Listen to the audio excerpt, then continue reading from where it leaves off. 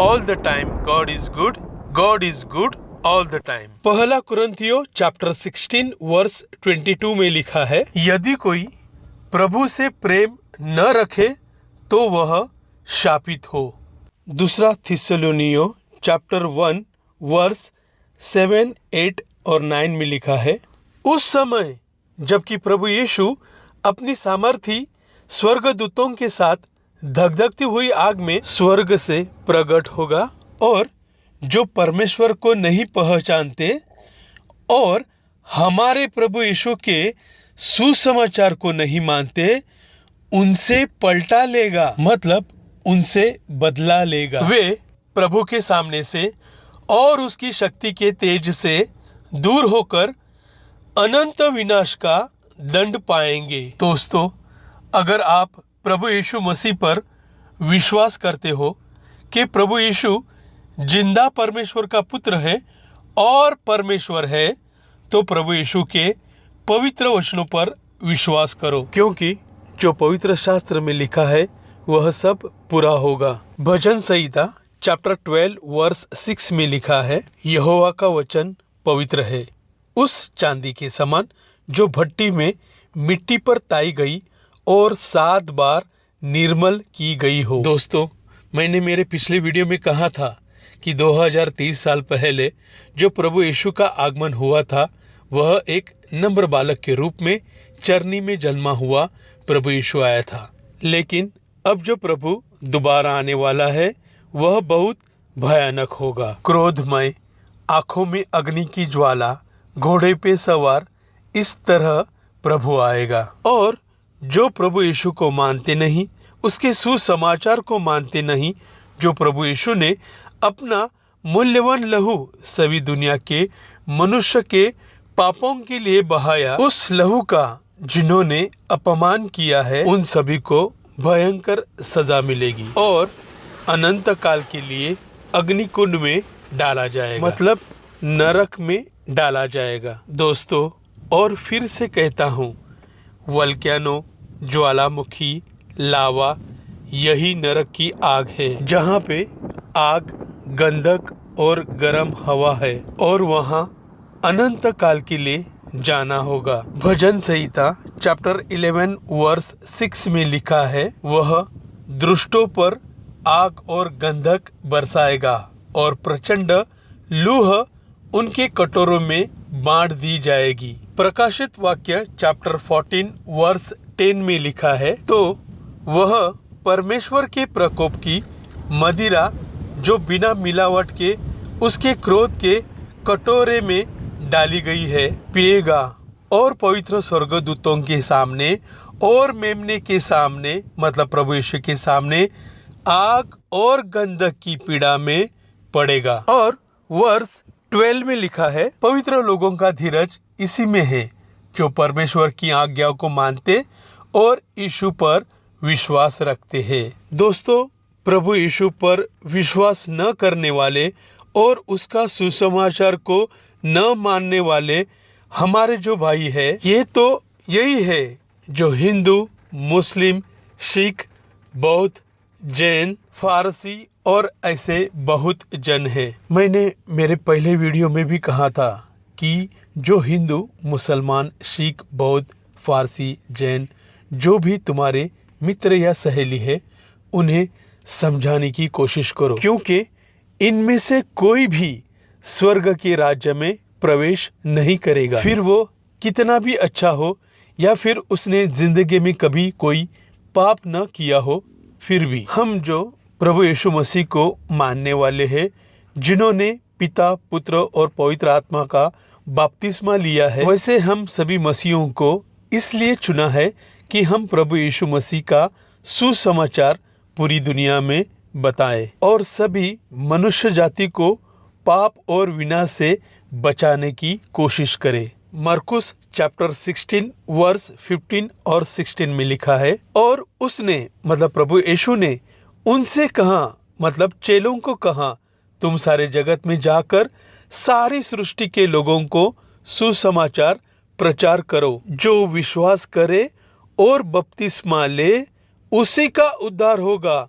और उद्धार का मतलब पाप और विनाश से बचाया जाएगा, परंतु जो विश्वास न करेगा वह दोषी ठहराया जाएगा। दोस्तों, जो हमारे मुस्लिम भाई हैं, मतलब इस्माइली लोग हैं, उन्हें जो बड़ी गलत फहमी हुई है कि एलोहिम यहोवा मतलब परमेश्वर, इसके सिवा दूसरा कोई भगवान है, क्योंकि वे इस्राएल का जिंदा पवित्र परमेश्वर मतलब यहोवा एलोहिम, इसे इस्माइली लोग मतलब मुस्लिम भाई मानते ही नहीं है। वे साफ स्पष्ट रूप से कहते हैं कि इस्राएल का परमेश्वर उनका परमेश्वर नहीं है। निर्गमन चैप्टर 3 वर्स 15 में लिखा है, फिर परमेश्वर ने मूसा से यह भी कहा, तो इस्राएलियों से यह कहना, तुम्हारे पूर्वजों का परमेश्वर अर्थात अब्राहम का परमेश्वर, इसहाक का परमेश्वर और याकूब का परमेश्वर यहोवा, उसी ने मुझको तुम्हारे पास भेजा है। देख, सदा तक मेरा नाम यही रहेगा और पीढ़ी पीढ़ी मेरा स्मरण इसी से हुआ करेगा। इस वचन में परमेश्वर ने साफ स्पष्ट रूप से कहा है कि यहोवा यही मेरा नाम सनातन है और इसी नाम से पीढ़ी दर पीढ़ी मेरा स्मरण होगा। लेकिन हमारे मुस्लिम भाइयों ने मतलब इस्माइली लोगों ने यहोवा परमेश्वर का नाम ही बदल दिया है। लेकिन यह सब क्यों हुआ है, मैं अपनी तरफ से बताने की कोशिश करता हूँ। इस वचन पे अगर ध्यान दे तो यहाँ पे लिखा है, यहोवा ने मूसा से कहा, तो इस्राएलियों से यह कहना, अब्राहम का परमेश्वर, इसहाक का परमेश्वर और याकूब का परमेश्वर मतलब इस्राएल का परमेश्वर।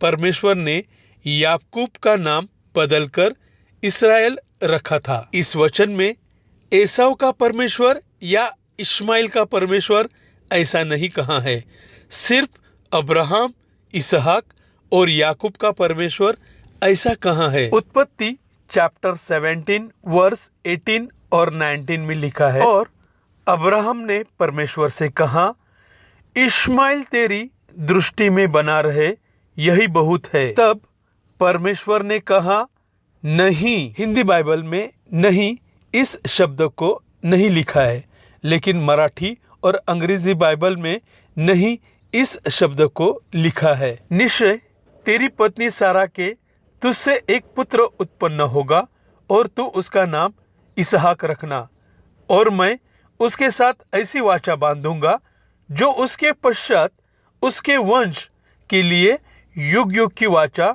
होगी। इस वचन में अब्राहम ने परमेश्वर से विनती की कि इस्माइल तेरी दृष्टि में बना रहे, लेकिन परमेश्वर ने उसे साफ साफ कहा कि नहीं, लेकिन सारा से एक पुत्र उत्पन्न होगा। उत्पत्ति चैप्टर 21 वर्स 12 में लिखा है, इस वचन पे जरा ध्यान दे। तब परमेश्वर ने अब्राहम से कहा, उस लड़के यानी इस्माइल और अपनी दासी यानी हागार के कारण तुझे बुरा न लगे, जो बात सारा तुझसे कहे उसे मान, क्योंकि जो तेरा वंश कहलाएगा वो इसहाक ही चलाएगा, इस्माइल नहीं। उत्पत्ति चैप्टर 17 वर्स 20 में लिखा है, इस्माइल के विषय में भी मैंने तेरी सुनी है, मैं उसको भी आशीष दूंगा और उसे फलवंत करूंगा और अत्यंत ही बढ़ा दूंगा। उससे 12 प्रधान उत्पन्न होंगे और मैं उससे एक बड़ी जाति बनाऊंगा। यहाँ पे परमेश्वर ने इस्माइल के लिए कहा है कि मैं उसे फलवंत करूंगा, अत्यंत ही बढ़ा दूंगा और उससे एक बड़ी जाति बनाऊंगा। और आज इस्माइली लोगों का फलवंत और एक बड़ी जाति हम देखते हैं, यही आज का सऊदी अरेबिया है। और इसके बाद इस्माइली लोग पूरी दुनिया में फैल गए। भजन संहिता चैप्टर 135 वर्स 4 में लिखा है, यहोवा ने याकूब को अपने लिए चुना है, अर्थात इस्राएल को अपना निज धन होने के लिए चुना है। इस्राएली लोग परमेश्वर ने अपने लिए चुने हुए लोग हैं, क्योंकि उनके द्वारा सच्चा और जिंदा परमेश्वर कौन है यह पूरी दुनिया जाने, इसलिए व्यवस्था चैप्टर 7 वर्स 6 और 7 में लिखा है कि तू मतलब इस्राएल अपने परमेश्वर यहोवा की पवित्र प्रजा है। यहोवा ने पृथ्वी भर से सब देशों के लोगों में से तुझको चुन लिया है कि तू उसकी प्रजा और नीच भाग ठहरे। यहोवा ने जो तुमसे स्नेह करके तुमको चुन लिया, इसका कारण यह नहीं था कि तुम गिनती में और सब देशों के लोगों में से अधिक थे, किंतु तुम तो सब देशों के लोगों में से गिनती में थोड़े थे। यशायाह चैप्टर 5 वर्स 7 में लिखा है, क्योंकि सेनाओं की यहोवा की दाख की बारी इस्राएल का घराना और उसका प्रिय पौधा यहूदा के लोग है। व्यवस्था चैप्टर 18 वर्स 16 से लिखा है, यह तेरी उस विनती के अनुसार होगा जो तूने होरेब पहाड़ के पास सभा के दिन अपने परमेश्वर यहोवा से की थी। मुझे न तो परमेश्वर यहोवा का शब्द फिर सुनना और न वह बड़ी आग फिर देखनी पड़े, कहीं ऐसा न हो कि मैं मर जाऊं। तब यहोवा ने मुझसे कहा, वे जो कुछ कहते हैं ठीक कहते हैं, इसलिए मैं उनके लिए उनके भाइयों के बीच में से तेरे समान एक नबी को उत्पन्न करूंगा और अपना वचन उसके मुंह में डालूंगा, और जिस जिस बात की मैं उसे आज्ञा दूंगा वही वह उनको कह सुनाएगा। और जो मनुष्य मेरे वह वचन जो वह मेरे नाम से कहेगा ग्रहण न करेगा, तो मैं उसका हिसाब उससे लूंगा। परमेश्वर ने मूसा के द्वारा यह भविष्यवाणी प्रभु यीशु मसीह के लिए की थी। यूहन्ना चैप्टर 12 वर्स 49-50 में लिखा है, क्योंकि मैंने अपनी ओर से बातें नहीं की, परंतु पिता जिसने मुझे भेजा है उसी ने मुझे आज्ञा दी है कि क्या क्या कहूं और क्या क्या बोलूं, और मैं जानता हूं कि उसकी आज्ञा अनंत जीवन है। इसलिए मैं जो बोलता हूं वह जैसा पिता ने मुझसे कहा है वैसा ही बोलता हूं। यूहन्ना चैप्टर 17 वर्स 3 और 8 में लिखा है, और अनंत जीवन यह है कि वे तुझ एकमात्र सच्चे परमेश्वर को और यीशु मसीह को जिसने तूने भेजा है जाने। क्योंकि जो बातें तूने मुझे पहुंचा दी मैंने उन्हें उनको पहुंचा दिया, और उन्होंने उनको ग्रहण किया और सच सच जान लिया है कि मैं तेरी ओर से आया हूं, और यह विश्वास किया है कि तू ही ने मुझे भेजा। दोस्तों, यह सारी पवित्र वचन प्रभु यीशु ने अपने चेलों को और इस्राएल लोगों को बताई थी, और बाद में सभी चेलों ने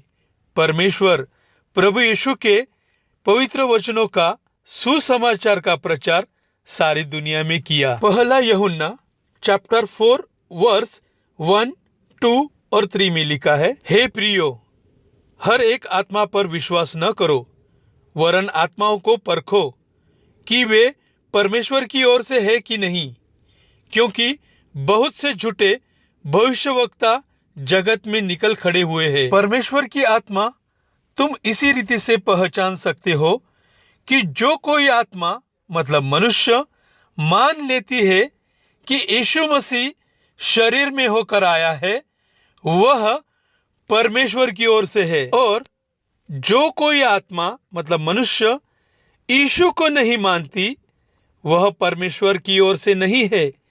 यही मसीह के विरोधी की आत्मा है, जिसकी चर्चा तुम सुन चुके हो कि वह आने वाला है और अब भी जगत में है। गलातियों चैप्टर 1 वर्स 11 और 12 में लिखा है, हे भाइयों, मैं तुम्हें जताए देता हूं कि जो सुसमाचार मैंने सुनाया है वह मनुष्य का नहीं, क्योंकि वह मुझे मनुष्य की ओर से नहीं पहुंचा और न मुझे सिखाया गया, पर यीशु मसीह के प्रकाशन से मिला।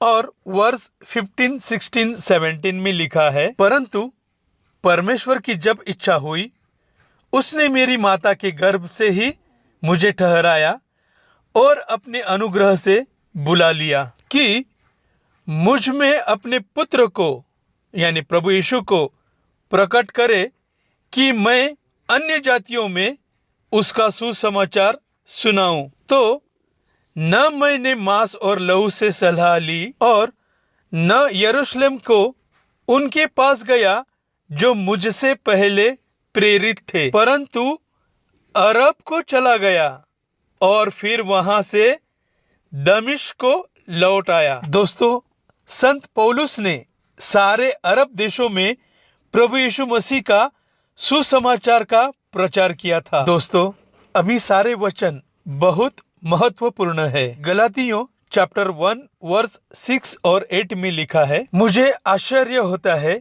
कि जिसने तुम्हें मसीह के अनुग्रह से बुलाया, उससे तुम इतनी जल्दी फिर कर और ही प्रकार के सुसमाचार की ओर झुकने लगे। परंतु यदि हम या स्वर्ग से कोई दूत भी उस सुसमाचार को छोड़ जो हमने तुमको सुनाया है, कोई और सुसमाचार तुम्हें सुनाए तो श्रापित हो। यह वचन हमारे मुस्लिम भाइयों के लिए बहुत महत्व रखता है। यहाँ पे संत पौलुस ने साफ कहा है कि जो सुसमाचार उसने बताया है, यदि स्वर्ग का दूत भी उस सुसमाचार को छोड़ जो हमने तुमको सुनाया है, मतलब संत पौलुस ने कोई और सुसमाचार तुम्हें सुनाए तो वह श्रापित हो।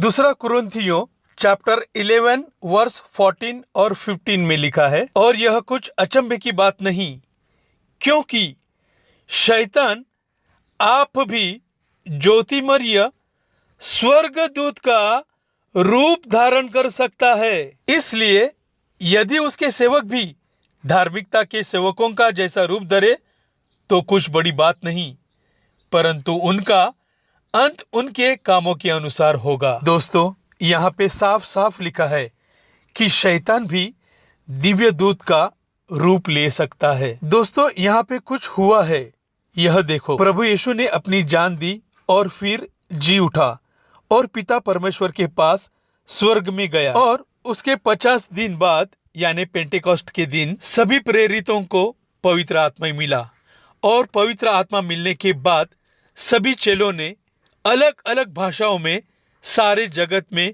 प्रभु यीशु मसीह का सुसमाचार का प्रचार किया। फिर 600 साल के बाद कुथम इसे परमेश्वर ने परीक्षा में डाल दिया। कुथम यही बाद में मोहम्मद पैगंबर बना और इस्लाम धर्म की स्थापना की, मतलब इस्लाम धर्म की नींव डाली। पहला कुरिन्थियों चैप्टर 3 वर्स 11 में लिखा है, क्योंकि उस नींव को छोड़ जो पड़ी है और वह यीशु मसीह है, कोई दूसरी नींव नहीं डाल सकता, मतलब दूसरा भगवान या दूसरे धर्म की नींव नहीं डाल सकता। यहाँ पे जरा ध्यान दो, जैसे परमेश्वर ने आदम और हवा की परीक्षा शैतान के द्वारा ली थी, उसी शैतान के द्वारा परमेश्वर ने प्रभु यीशु की भी परीक्षा ली थी, और उसी शैतान के द्वारा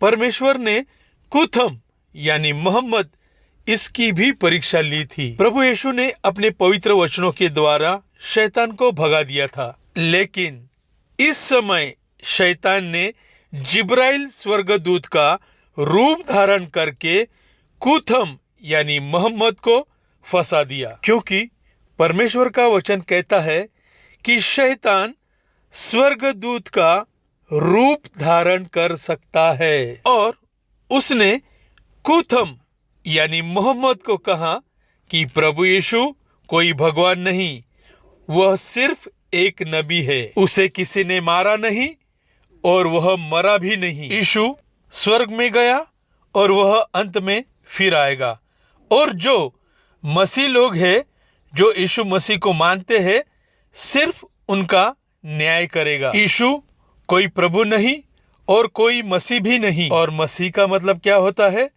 परमेश्वर का पुत्र। परमेश्वर को कोई बेटा नहीं, और जो सच्चा परमेश्वर है वो कोई एलोहिम या यहोवा नहीं, उसका नाम है अल्लाह। और यीशु के जो चेले हैं उन्होंने सारा बाइबल, पवित्र शास्त्र बदला है, और उसके जो चेले यीशु का प्रचार करते हैं वह सब झूठ है। बाइबल करप्ट हुआ है, भ्रष्ट हुआ है और सब बिगड़ा हुआ है। अब जो मैं तुमसे कहता हूँ वह सब सच है। यह सब तू पूरी दुनिया को बता दे। और उसने उसे कुरान दिया, और कुरान यह स्वर्ग से आया है ऐसा बता दिया। कुथम यानी मोहम्मद, इसकी एक मसीह मरियम नाम की पत्नी मिस्र देश की थी।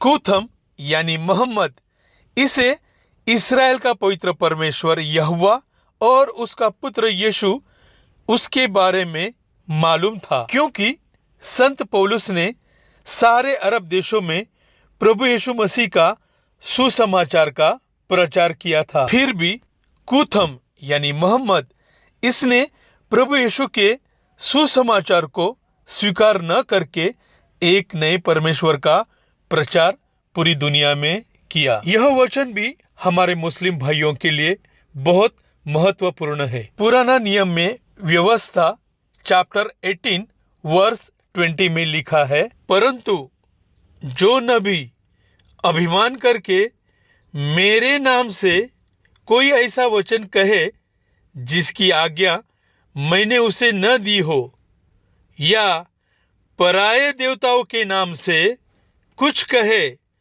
वह नबी मार डाला जाए। कुथम यानी मोहम्मद, इसने जो नए परमेश्वर का प्रचार किया यानी अल्लाह, और इस्राएल का परमेश्वर एलोहिम, यहोवा मतलब परमेश्वर, यह एक परमेश्वर नहीं है। इस वचन पे भी ध्यान दे। व्यवस्था चैप्टर 13 वर्स 1 to 5 में लिखा है, यदि तेरे बीच कोई भविष्यवक्ता या स्वप्न देखने वाला प्रकट होकर तुझे कोई चिन्ह या चमत्कार दिखाए, और जिस चिन्ह या चमत्कार को प्रमाण ठहराकर वह तुझसे कहे, आओ हम पराये देवताओं के अनुयायी होकर जिसमें तुम अब तक अनजान रहे उसकी पूजा करे, तब तुम उस भविष्यवक्ता या स्वप्न देखने वाले के वचन पर कभी कान न रखना, क्योंकि तुम्हारा परमेश्वर यहोवा तुम्हारी परीक्षा लेगा, जिससे यह जान ले कि ये मुझसे अपने सारे मन और सारे प्राण के साथ प्रेम रखते हैं या नहीं। तुम अपने परमेश्वर यहोवा के पीछे चलना और उसका भय मानना और उसकी आज्ञाओं पर चलना और उसका वचन मानना और उसी की सेवा करना और उसी से लिपटे रहना। और ऐसा भविष्यवक्ता या स्वप्न देखने वाला जो तुमको तुम्हारे परमेश्वर यहोवा से फेर के, जिसने तुमको मिस्र देश से निकाला और दासत्व के घर से छुड़ाया है, तेरे उसी परमेश्वर यहोवा के मार्ग से बहकाने की बात कहने वाला ठहरेगा। इस कारण वह मार डाला जाए। इसी रीति से तू अपने बीच में से ऐसी बुराई को दूर कर देना। दोस्तों, परमेश्वर के वचन पवित्र है। हमारे जो मुस्लिम भाई है ये सभी शापित है। वैसे ही हमारे जो हिंदू, बौद्ध, फारसी, सिख, जैन भाई है वह भी सभी शापित लोग हैं। इसलिए उनको बचाने की कोशिश करो। अगर आपका कोई दोस्त या सहेली है तो उसको समझाने की कोशिश करो। डरो मत, क्योंकि इन सभी के ऊपर परमेश्वर का शाप है। पवित्र परमेश्वर के वचन स्पष्ट रूप से कहते हैं, यदि कोई प्रभु से प्रेम न रखे तो वह शापित हो।